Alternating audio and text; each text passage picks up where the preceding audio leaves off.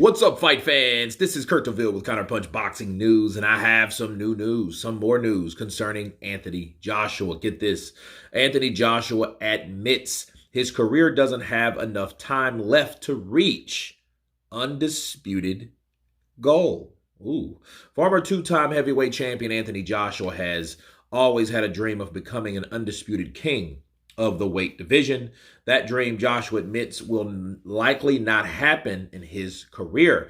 During 2 points in his career, Joshua was one belt away from being undisputed, but he was unable to secure a fight for the final belt. On February 17th, Tyson Fury and Alexander Usyk will collide for all the belts. All right. Following that, Joshua expects to fight Deontay Wilder.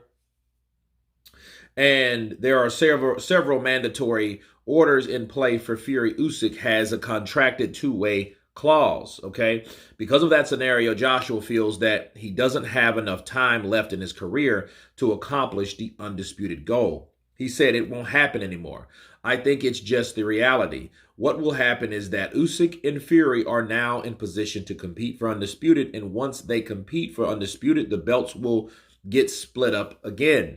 And I feel probably it would take me about 5 to 6 years to go through and get all the belts, beat all the independent champions. That will probably take me on to being 40 or 41, so it's probably not in my time frame. Okay, well, let me counterpunch. I think Joshua is just telling us that he won't be around in time to do exactly what he was attempting to do, or what he almost did 5 or 6 years ago. So that means he's not going to be around 5 or 6 more years. You know, Joshua's 34 years old, so that will take him 40 to 41. Now, you can look at it another way. You could say, well, maybe he just doesn't want to stay around for that amount of time.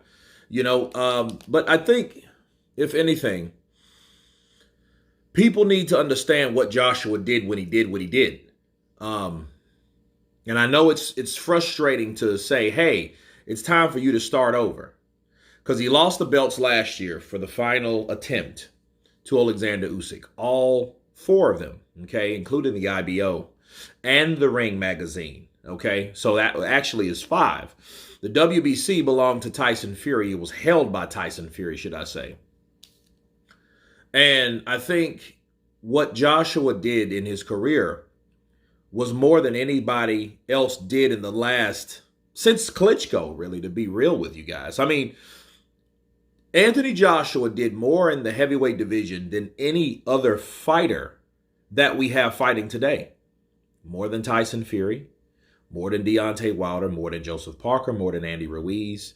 A guy that holds a candle to it is Alexander Usyk, a guy that beat him, and the only reason he has it is because he knows what it's like to collect those belts, because he was a cruiserweight champion. But even though he still doesn't measure up, simply because he wasn't the one that came to Vladimir Klitschko for the WBA, Charles Martin for the IBF, Joseph Parker for the WBO. He wasn't the one that came by and picked all those belts up, fighting all these guys, and it took a while to do. And the frustration with Deontay Wilder, and anybody that knows anything about boxing, that's not biased, that followed the story and what happened with Deontay Wilder and Anthony Joshua, Wilder did not want to take the money that Team Joshua offered him. Okay, that's the reason that fight didn't happen. That fight should have happened. Wilder didn't accept any money except for the $15 million.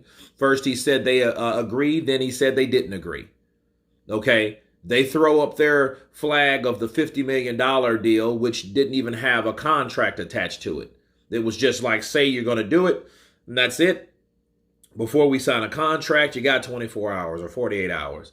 So it was a lot of frustrating things. And I think the reason why Joshua was saying this now, because he knows that more than likely, this is boxing, that those things will occur again for him being undisputed. I think for Joshua, though, this should be easier for him, because if they all go, if they all get split up, I can understand. But I don't think they will. I think maybe the IBF will, because the IBF are real sticklers when it comes to mandatories. You know what I mean? Or not doing something in a certain amount of time, therefore we're going to strip you. They're real quick to strip you, just like that.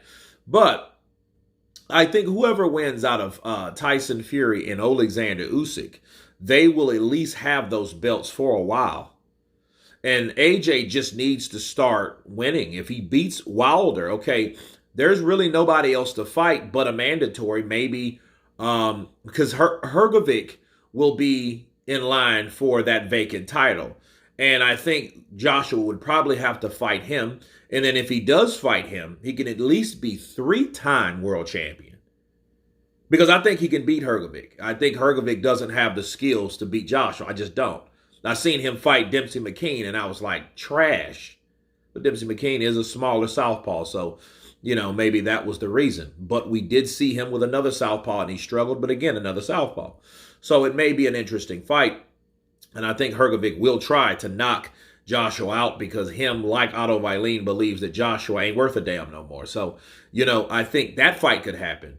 But as far as if he beats Wilder, there will be nobody else left but him and the winners of Tyson Fury and Alexander Usyk. So I don't think that it's that hard, and I don't think that they will be stripped apart like that to go the way that people think. You know what I mean? I think the other sanctioning bodies, especially the WBC and the WBA, and more than likely the WBO, they will be more lenient to whoever the unified champion is. Now, the IBF will more than likely break off, but I think those other 3 belts will still stay intact with one person or one champion. Okay, so him saying, oh, I don't think that's going to happen. I just think he's, you know, showing frustration and not really being optimistic about the whole issue, you know.